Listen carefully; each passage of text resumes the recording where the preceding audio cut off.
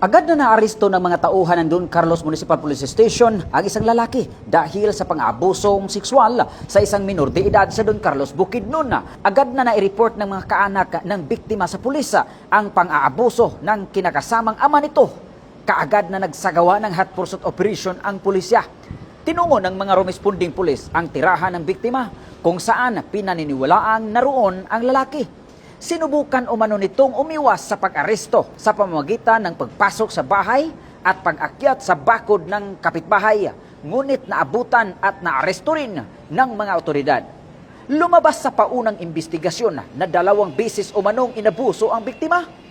Sa ikalawang insidente, nakapaglaban at nakatakas ang minor de edad at agad na nagsumbong sa kanyang lola na siyang nagulat sa iba't ibang kaanak at humingi ng tulong sa pulisya.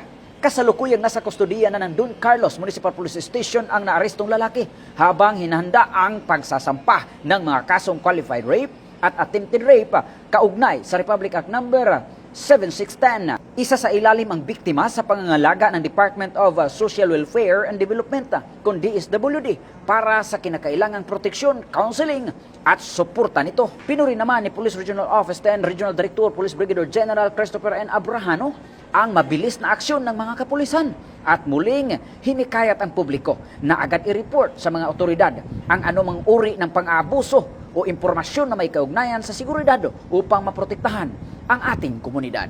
Mula dito sa Campo Alagar, ako po ang inyong Police News Network Correspondent mula sa Regional Public Information Office ng Police Regional Office 10, Corporal Joel Lazaro Subsuban, alagad ng batas, tagataguyod ng balitang pulis.